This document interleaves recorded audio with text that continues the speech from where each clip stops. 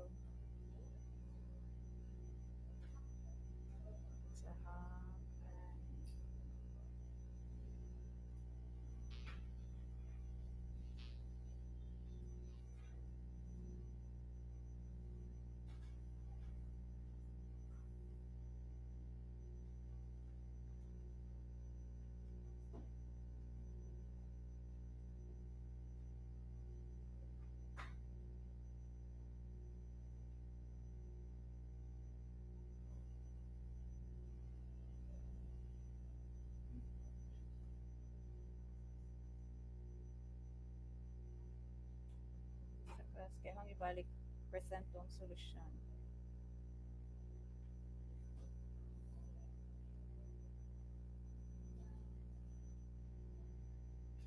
Again sa pagkuha sa reactions ato ang support. Sa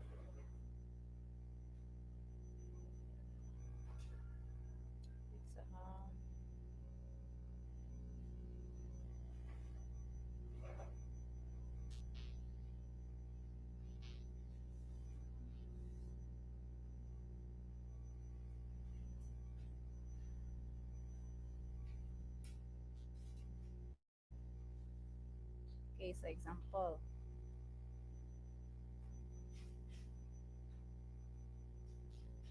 Okay, sa maklaro na ba?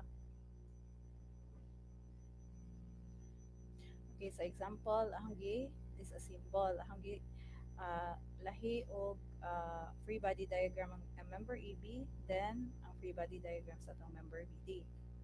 So, uh, di ba, ug atong i-consider at point A, natay a reaction, okay, that is a pin. So, natay horizontal as well as vertical reaction. So, pwede nga ang imong assumption sa reaction sa pin, ang AY downward, ang EX mayon sa left. That is only just an assumption.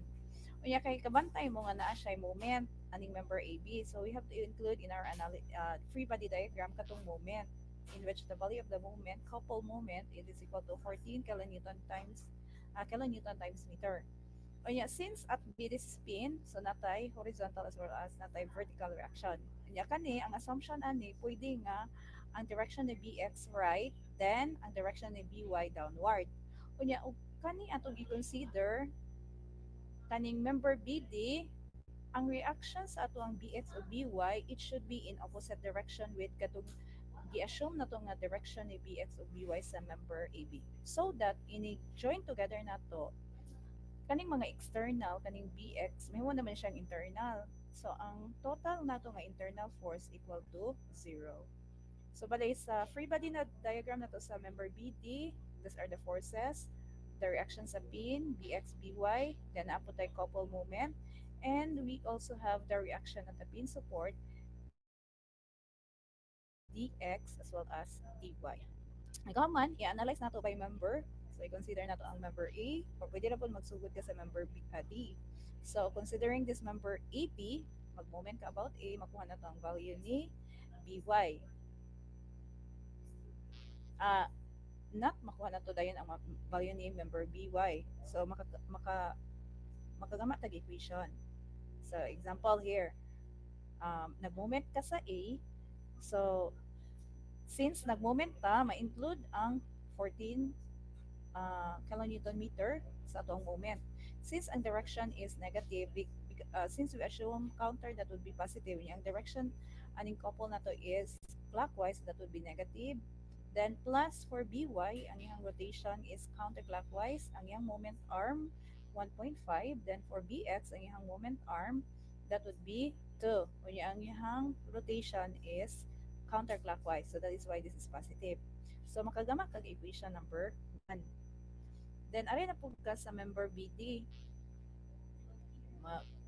Mag-moment na po ka sa D para makuha na to ang or makagama tag equation. So nanatay ikaduhang equation nga 1.5 by minus 3 bx is equal to negative 14.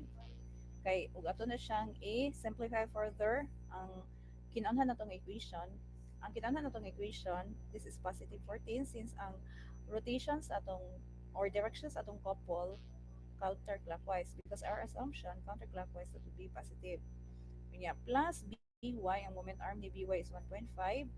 Then minus ang rotation di ba ni bx, so katong i-consider about the clockwise, so negative bx times ang moment arm 3 is equal to 0. So, natay ikaduha nga equation.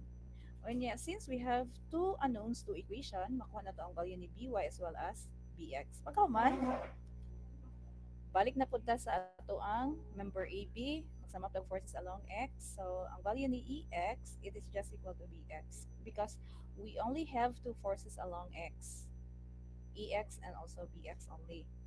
So, makuha na to ang value ni EX. Then, magsama po tag forces along y, we only have two forces along y. We have EY as well as BY. Makuha na to ang value ni EY. Then, since we're after on determining the magnitude, di ba, magnitude ka kay the resultant, the sum of the uh, reactions at A. Since there are two reactions at A, to determine the magnitude of the resultant, all to do, we're going to, so the same with kaning D, pilay reaction, atong i-determine pilay value ni dx, dy, unya atong i-determine pilay resultant force at D, which is the sum of dx as well as dy. So this is how to determine. Basta maka-analyze or maka-encounter kag mga frames, mga machine, all you have to do is that you're going to disassemble the structure. Questions before we proceed. Mata na.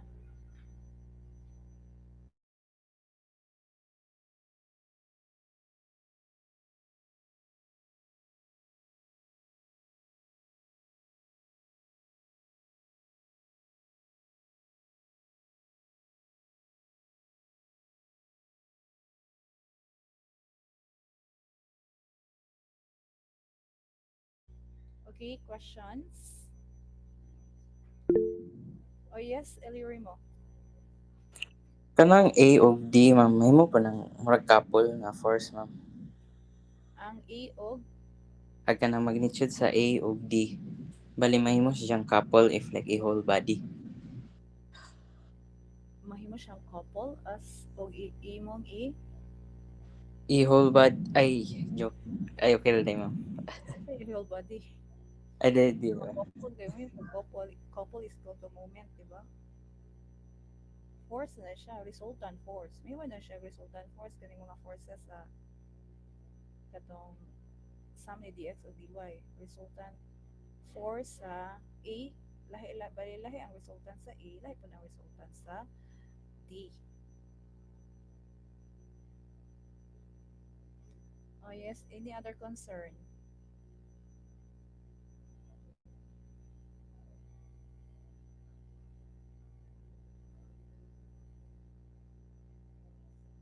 Sige, so next, let's proceed to our topic for this afternoon.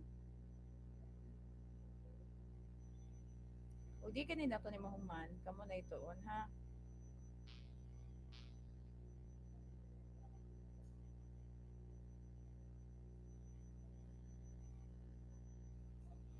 Nya included gihapon is ato ang exam. Atong final exam. Di ran ta mag-exam ani pero ma-include ni siya sa ato ang final examination. So for our last topic, this is all about fraction. I know that this is not new to you because we already discussed this in your sa subject.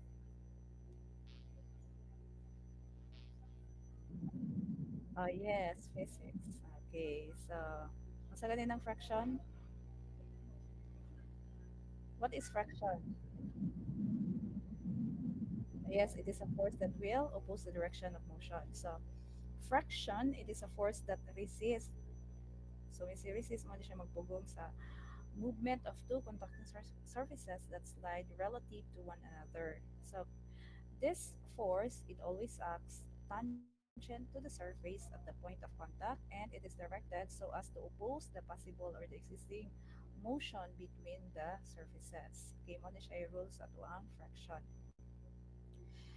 Okay, so for the theory of diffraction, so this theory of diffraction, it can be explained by considering the effect that is caused by pulling horizontally on the block. So if you're going to pull this block, o gamay rag force exert nimo sa block kaning horizontal pull, what will happen to the box? Mumove ba siya? O gamay rag force? Yes or no? Kaya tan bukat ni block na to. Gamay ra kag horizontal force pigi apply. Kasi may mahitabo ni block. Mumove ba siya? Oh yes, so kung ano siya, murag on the verge of sleeping. So murag paingon pa siya nga mulihok. Why? Ano ka?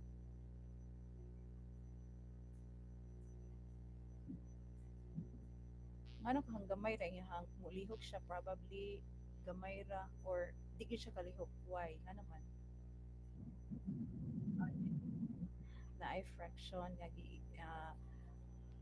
nga muupo sa motion. Okay, so aside sa friction, na ay force gi-exert kaning surface. Unya na-distribute siya over the entire length of this block. And we call that force what? Kasi nga sa force nga gi-exert ni surface na to sa block.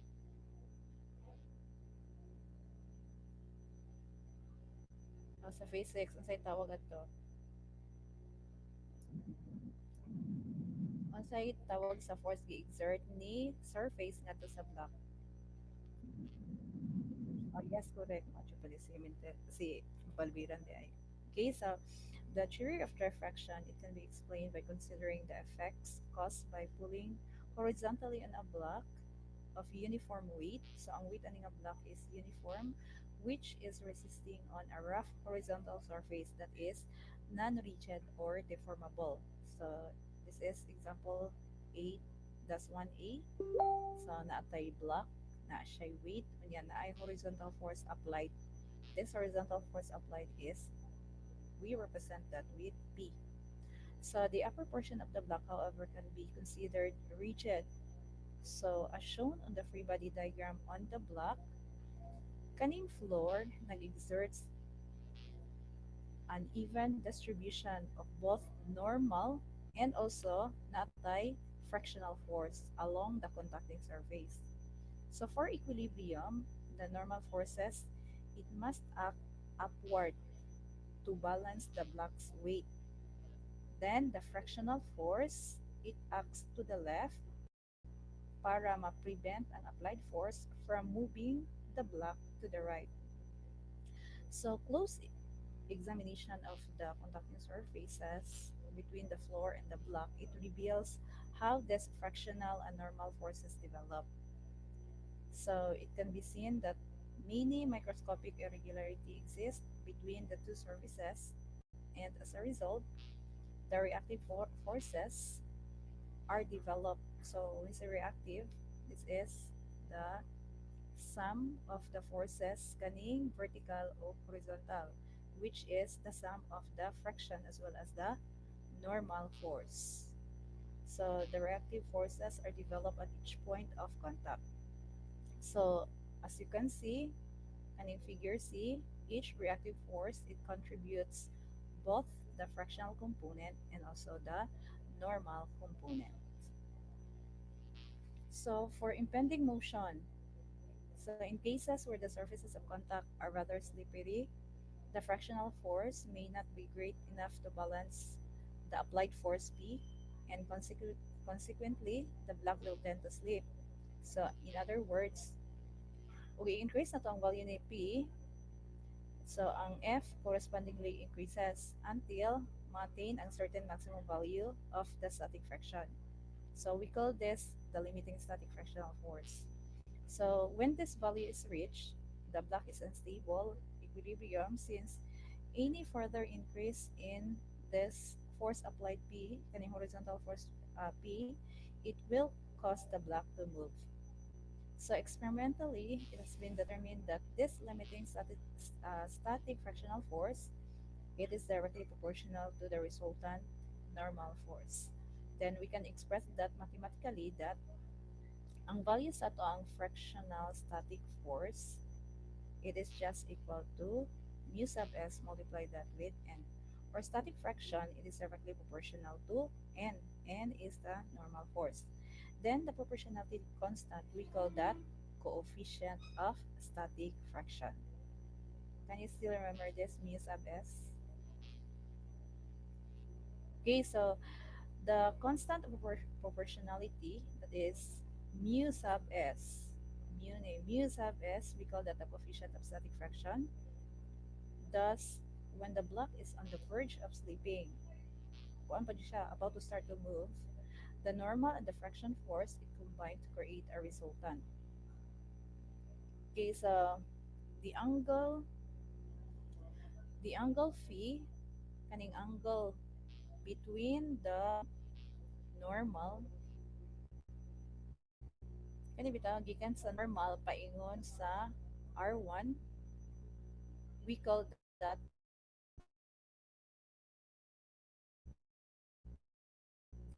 the angle of static friction.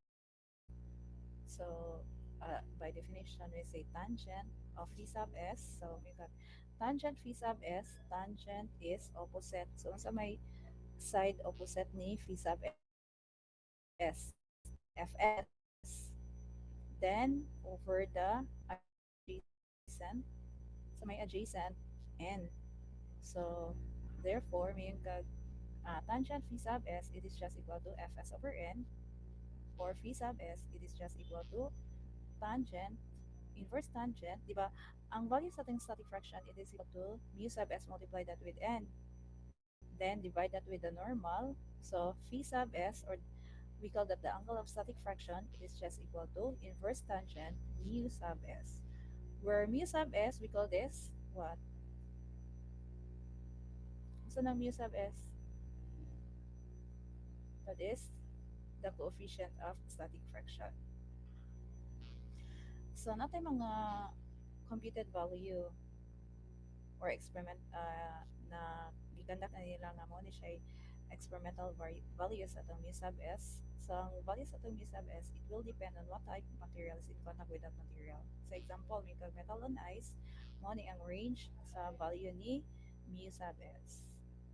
Pero usually, gihatagan niya siya sa kanang problem ang value sa mu sub s. Pero just in case wala gihatag ang value ni mu sub s, all we have to do is that we're going to divide the static fraction, the value of the static fraction with the normal force para ma-determine na to pilay value sa coefficient of static fraction.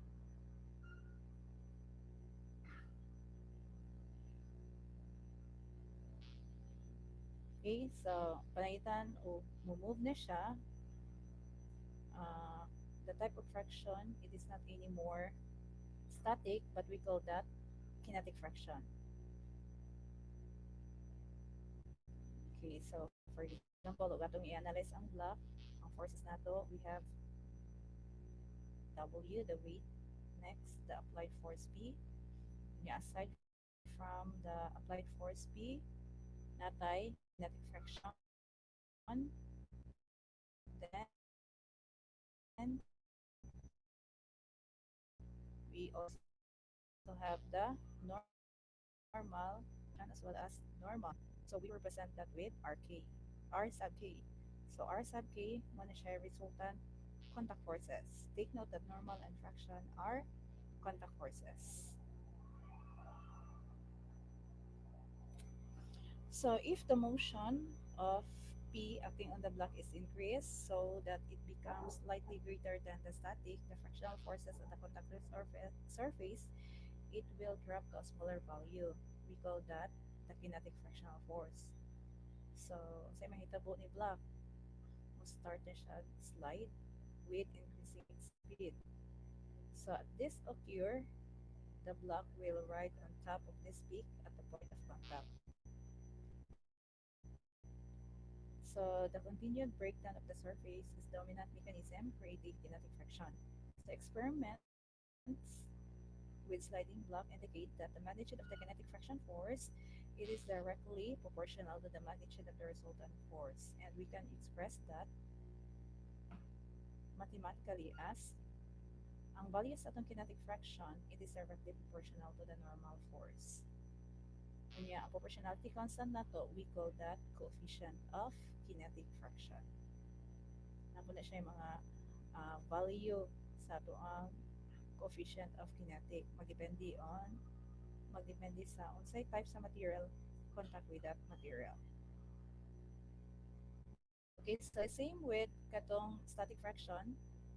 So katong sa kinetic ang tawag sa constant of proportionality we call that coefficient of kinetic fraction. So natay as what I have said, natay mga experimentally computed values of the coefficient of kinetic fraction. So natay mga value for mu sub k approximately 25% smaller than those values ato ang coefficient of static. Okay, so as shown in this 8-2 figure, pwede na ito ma-express ang Fk og N into single quantity, and that single quantity we call that the resultant. Yeah, pwede pa na ito ma-determine ang ihang direction. So we call this angle of kinetic friction. To determine the value of this angle of kinetic friction, the same with static, pagkadong angle of static, magamit na tag tangent, kaya per definition, tangent of phi sub k, it is just equal to f sub k all over n. Yeah, f sub k, okay, f sub k is equal to mu sub k all over n. Therefore, phi sub k, or we call that the angle of kinetic fraction, it is just equal to inverse tangent mu sub k. Kaya makansel man ang n. So, ang hibilin, mu sub k. Okay, so in general, the value of the fraction is static fractional force if equilibrium is maintained. Then if the fraction is a limiting static fractional force, when it reaches a maximum value, it needs to maintain equilibrium. So, ang F nato is kinetic fraction when sliding force occur at the contacting surface. So, bali, paingon pa siya, murag about to start to move pa, bali, na-overcome niya ang fraction, that is still static pa na siya. Pero once na move na, ang tawag sa fraction ana, it is not anymore static, but we call that kinetic fraction. Okay, so characteristics of their fraction. The fractional force acts tangent to the contacting surface in a direction opposed to the motion or tendency for motion of one surface relative to another. Then the maximum static fractional force that can be developed, it is independent of the area of contact, provided the normal pressure is not very low nor great enough to severely deform or crush the conducting surfaces on the body. Then the maximum static fractional force, it is generally greater than the kinetic fractional force for any two surfaces of contact. However, if one of the body is moving with a very low velocity over the surface of another, ang value sa ato ang fraction static, mahimo na siyang kinetic. Or ang value ni f sub k, it becomes approximately equal to f sub s. So, since f sub k, it becomes approximately equal to f sub s, so ang value ni mu s, it is approximately equal to mu sub k. Then, when slipping at the surface of contact is about to occur, the maximum static frictional force, it is proportional to the normal force such that ang value sa atong static, it is just equal to mu sub s multiplied that with n.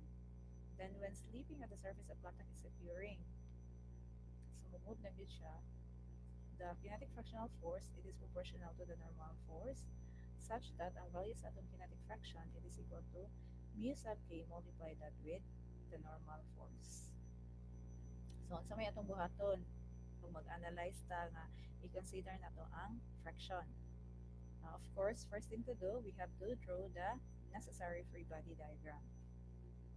Then, next, determine the number of unknowns, and you're going to compare this with the number of available equilibrium equations. So, we only have two available equilibrium equations for two-dimensional. First is summation of forces is equal to 0, and the second is that summation of moment, it is equal to 0. So, if there are more unknowns than equations of equilibrium, it will be necessary to apply the fractional equation at some, if not at all, points of contact to obtain the extra equation needed for a complete solution. So if the equation fraction force is equal to mu sub n is to be used, it will be necessary to show the force acting in the correct sense of direction on the free body diagram. So inigro na to sa atoang free body diagram, dapat ang direction sa atoang fraction sakto gid ang iyang sense. Or sakto ang iyang direction. So, next, we're going to apply the equations of equilibrium and fraction. So, apply the equation of equilibrium and the necessary fractional equation. Kaya na natin mga free body diagram, ikahuman, i-apply na nato ang equations sa equilibrium and the necessary fractional equations or conditional equation and solve for the unknown. So if the problem involves a three-dimensional force such that it becomes difficult to obtain the force component or the necessary moment arm, apply the equation of equilibrium using Cartesian vector. So we're going to express each force in the form of ijk. So example, okay, so we have here a uniform 10 kilogram ladder. It rests against the smooth wall at B, and A, it rests on the rough horizontal plane. So when you say smooth, walay friction, basta smooth. Pero even if walay friction, nagihapoy, force gi-exert si wall ngadto sa aning ibabaw nga portions atong ladder. And we call that the normal force. So we're going to determine the angle of the ladder. So we're going to determine this angle theta and the normal reaction at B if the ladder is on the verge of slipping. So atong i-draw ang free body diagram sa atong ladder. These are the forces acting on the ladder. One is the weight of the ladder. Okay, gi-state man nga naa siya mass. Okay, so one force act is the weight. The location of the weight, it is located at the center of mass or center of gravity. So if the length of the ladder is 4 meters, so gikan sa A, paingon ani nga point, along with the ladder, 2 meters. Gikan ani nga point, paingon aning B, aning babaw top, along with the ladder that is 2 also. Okay, so naatay force gi-exert aning wall ngadto sa ladder. We call that normal. Wala tay fraction aning B because the wall is smooth. So, kung siya fractionless. So, ang value sa itong fraction force is 0. Next, sa ubos, rough man siya. So, natay duha ka components sa itong force. One is normal, then the second is fraction. Unya sa atong analysis, atong analyson nga ug mo slide ning ladder, asa man paingon? Diri sa left, di ba?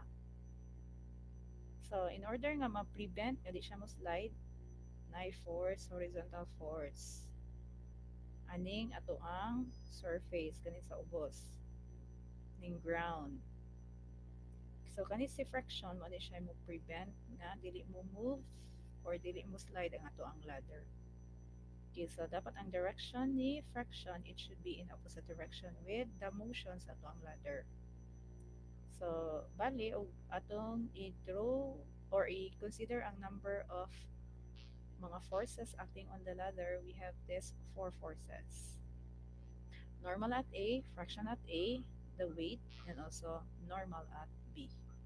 So, to determine the value of the reaction at B, all we have to do, magmomenta at A. Okay, magmomenta at A, magmomenta sa A, makuha na to ang value ni and B. Pero anon man si tata, sa atong buhaton, still mangita ta og mga magamatag equations. Duha ka kinahanglan ta mag need of two equations. Kay ngano duha man ang kabuok nga atong anon. Kay mayon ka NA, makuha man nato ang value ni NA. How? Considering this free body diagram, given man ang forces along with Y, all the forces along with Y, 9 brother, 9 nga force along with Y, unya duha ra man sila. So ang mo balance aning weight kani si NA. So ang value ni NA, it is just equal to the weight. So na tayo NA. So ang ato ang anon ani kani si FA ug si NB. Yeah, take note that FA is equal to what is fraction? Equal to mu multiply that with normal force. Yan na naman tayo value ni mu. So makuha na to pilay value ni FA. Yan, pagkahuman, kung mag-sum up the forces along with the horizontal, we have two forces, kaning NB og FA.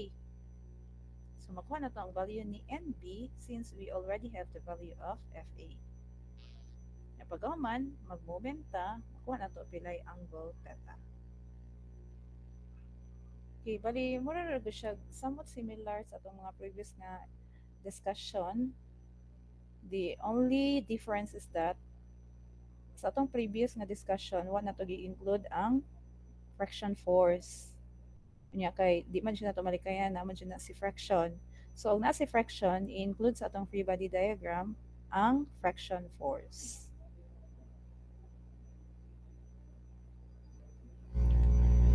Okay, so next, kanina pod. So beam A is subjected to a uniform load of 200 Newton per meter and it is supported by B at post BC. If the coefficient of static fraction at B and C are 0.2 and 0.5, determine the force needed to pull the post out from under the beam. Neglect the weight of the members and the thickness of the beam. So bali, yung atong i-draw ang free body diagram, ay ta mag-start dire sa ato ang kaning column. Okay, so og sa column ta mag-analyze,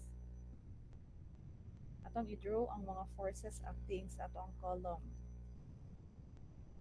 Neglecting the weight of the column, pwede man nato i-include sa atong analysis. So if this is the column, so may mga forces acting on the column. Naatay applied force, horizontal force P. Dito nato ni ma-change ang direction niya.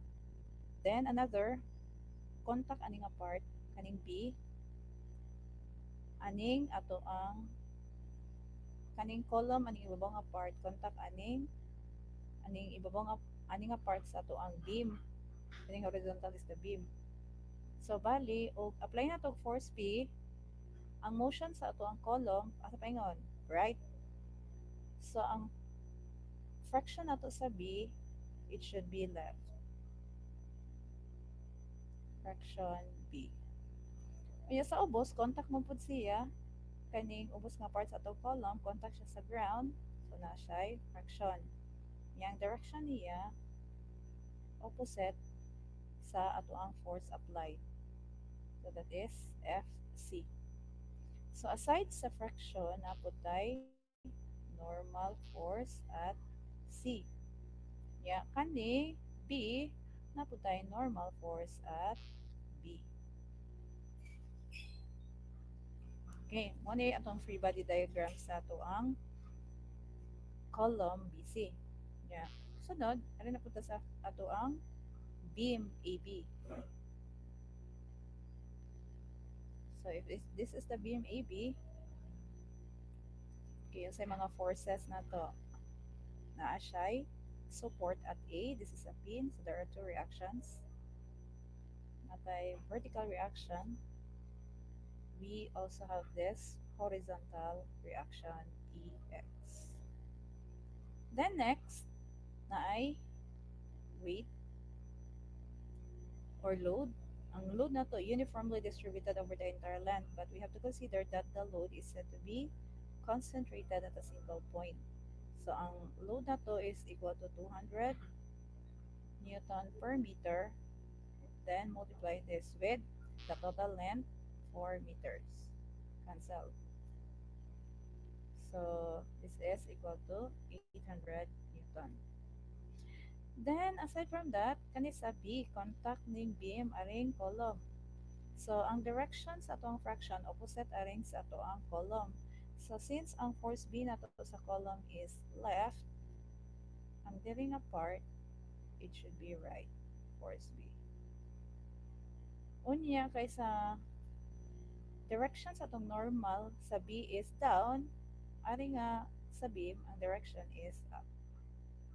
So that ug ato na siyang i-join together, di na nato makita ning mga kaning external ug atong i-join may mo na siyang internal.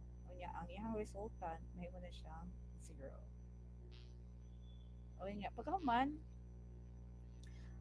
ari ta sugod og analyze kay ini kahuman nato draw sa atong free body diagram gamiton man natong equation sa equilibrium.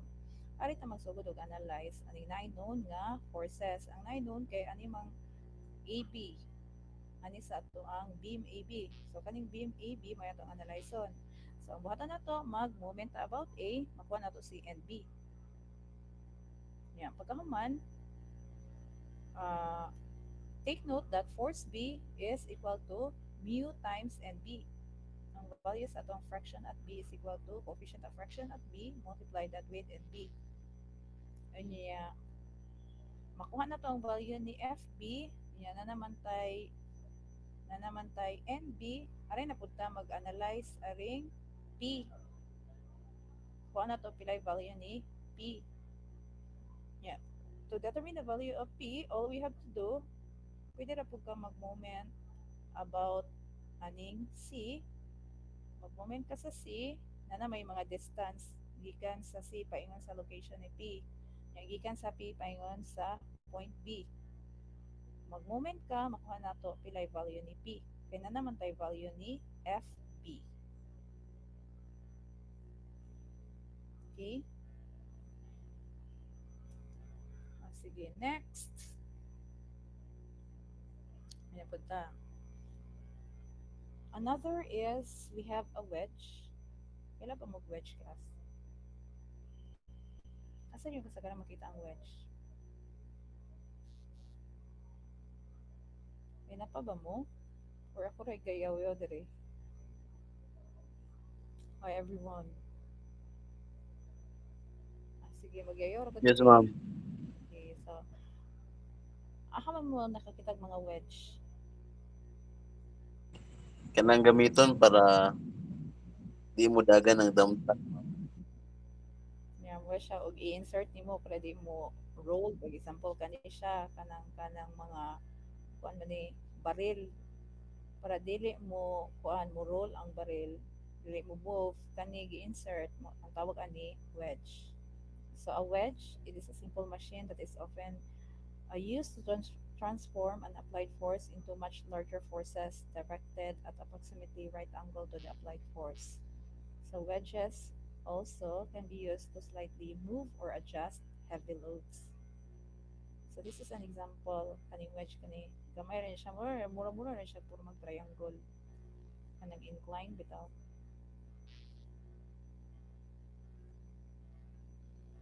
Pero ang mga budgie ganahan siya mo wear og wedge. Why?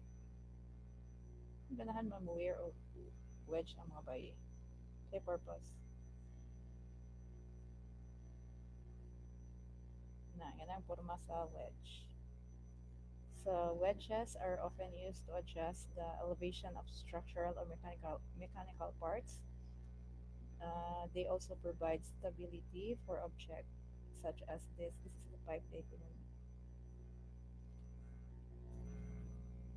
dagko nga tubo din eh. Dili din siya baril. Or pwede po ka ng mga imbornal.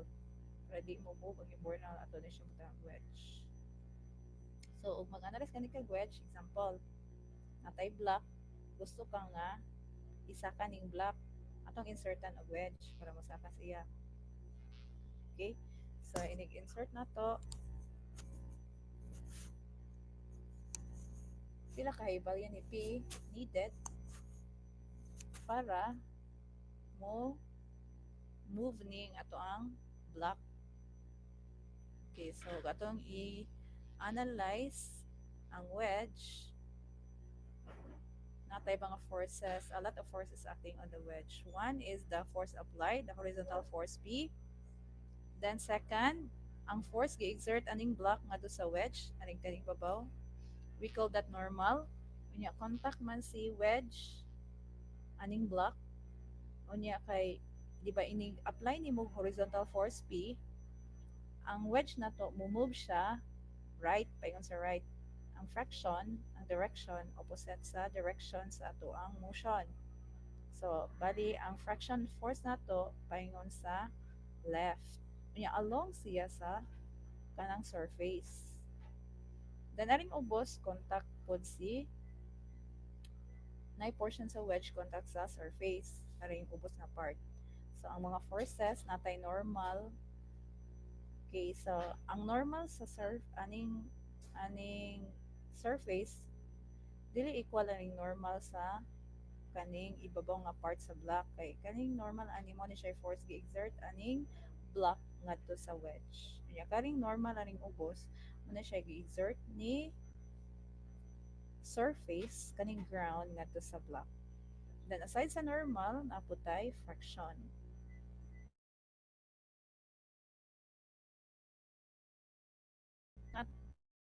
Okay, so muna yung mga forces. Considering the weight, o panitan, just in case na i-weight ang block in our free body diagram, we have to include the weight of the katong wedge.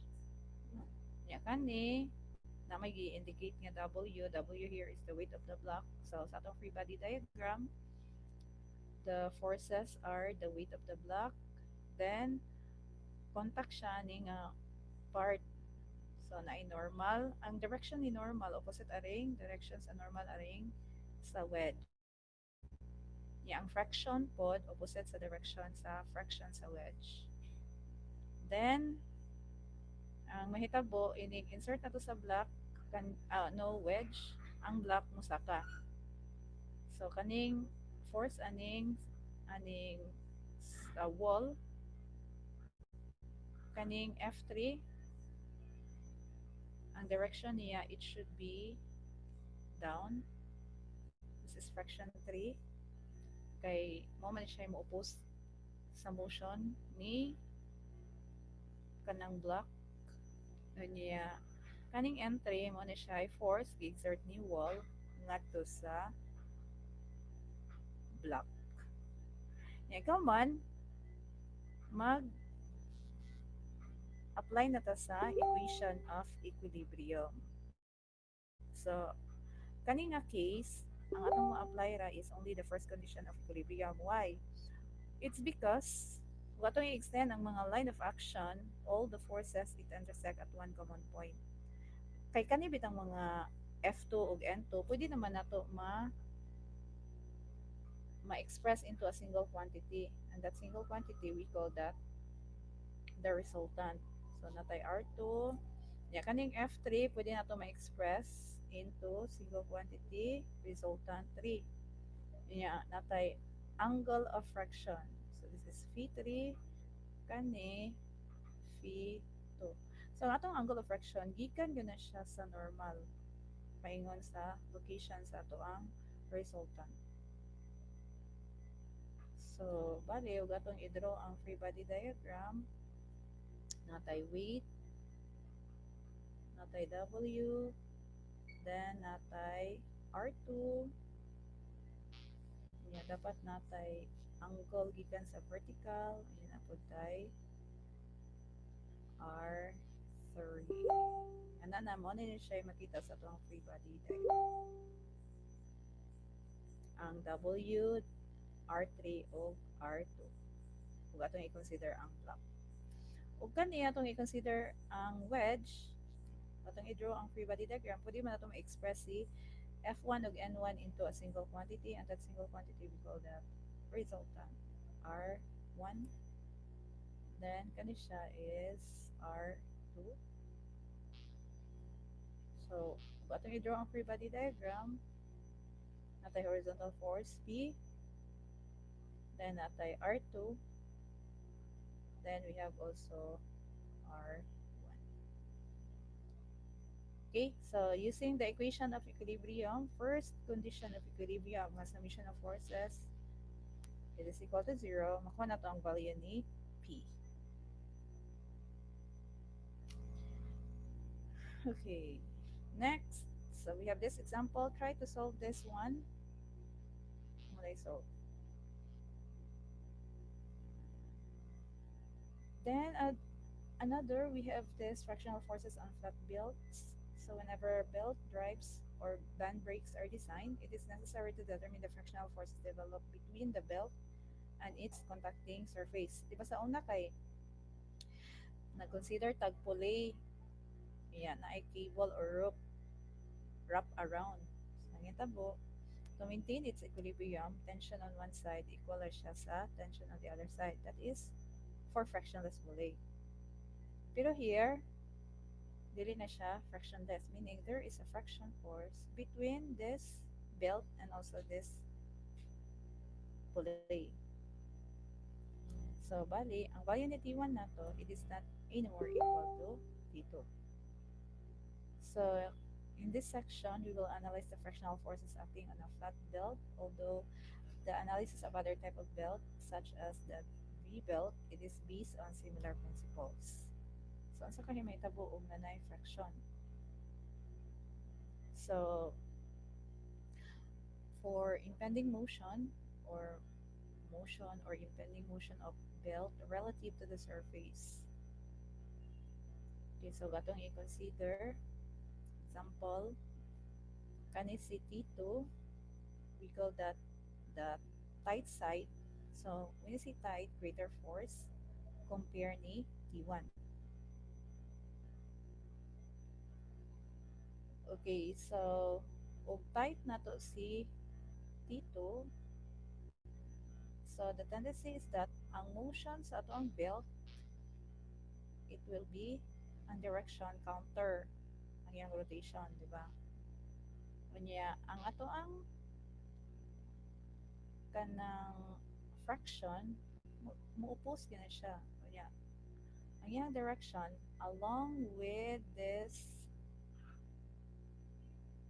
kaning curve nga surfaces. So aside sa fraction, other forces natay normal. Okay, so kung mag-consider ta gamay nga strip,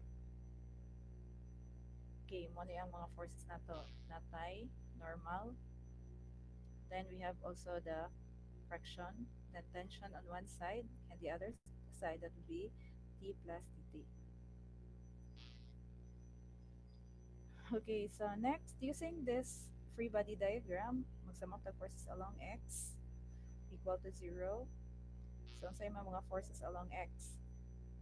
Okay, kani mo ni ato ang x axis.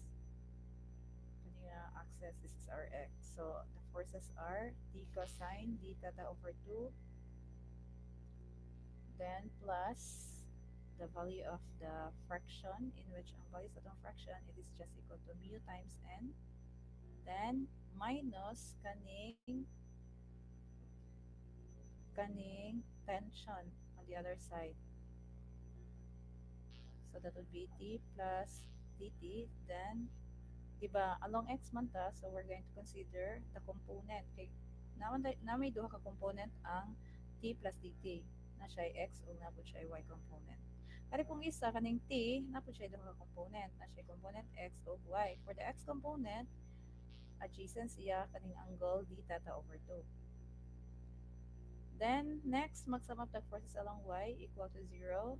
Based on this free body diagram, the forces along y kaning dn, then ang normal na to kay kuan positive kay perpendicular siya sa surface, then minus kay ang direction sa y component kaning t plus dt kay down man, as well as ang y component ni t. So that would be t plus dt sine d theta over 2 minus t d theta over 2, it is equal to 0. Since ang value sa itong d theta is of infinitesimal size, so sine d theta over 2 for d theta over 2 and cosine d theta over 2, it is equal to 1. And take note that the product of the two infinitesimal dt and d theta over 2 may be neglected when compared to infinitesimal of the first order. So as a result,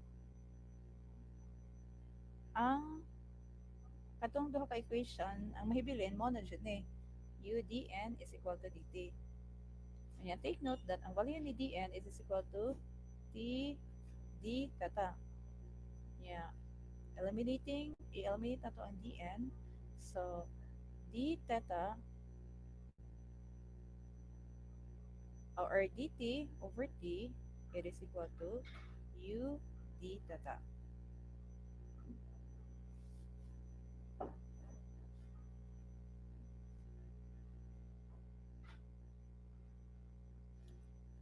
Okay, so next.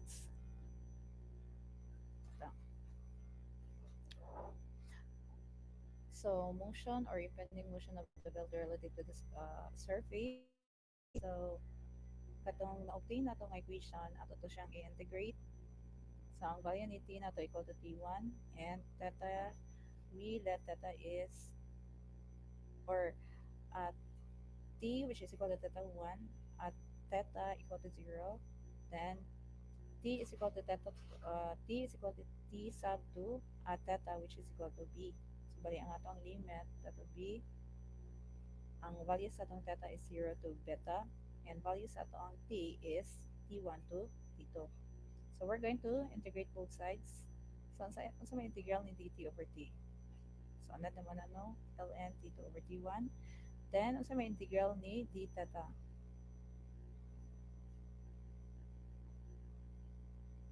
Ay, sa integral ni d theta. That is theta. Yang ato ang kuan limit kay 0 to b. So, that would be u times beta. Then, we're going to solve for t. Pwede na itong obtain ang value ni t in which t2, it is just equal to t1 e raised to the power of mu sub b. Okay, so ang value ni kanang t2 ug t1 wala siya belt tension. So si t1 it opposes the direction of motion or impending motion of the belt measured relative to the surface, while t2 it acts in the direction of the relative motion or impending motion because of friction. So ang value ni t2 it should be greater than t1. Then mu, we call that the coefficient of static or kinetic friction between the belt and the surface of contact. Yeah, beta, the angle of belt to surface contact. This is measured in radian. So always good nga ang unit sa ato ang angle of contact, it is in radian. So we say angle of contact class, it is measured as sa tama ni contact ang ato ang belt ngadto sa kaning drum. Ano example kani? Siya tama.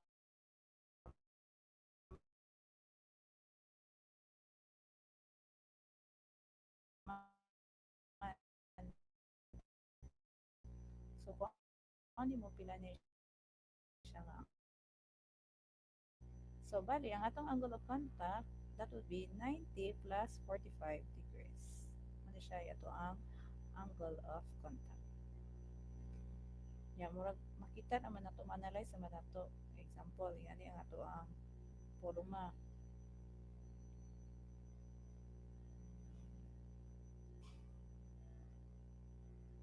Ay, ya ari pong bigas mo na siya.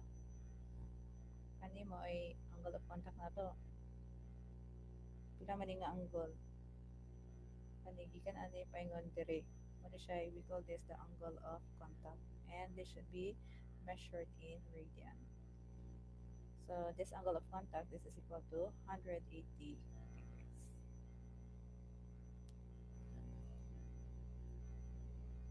And E, we call that the natural logarithm. So, nalagay sa calculator ang value ni E.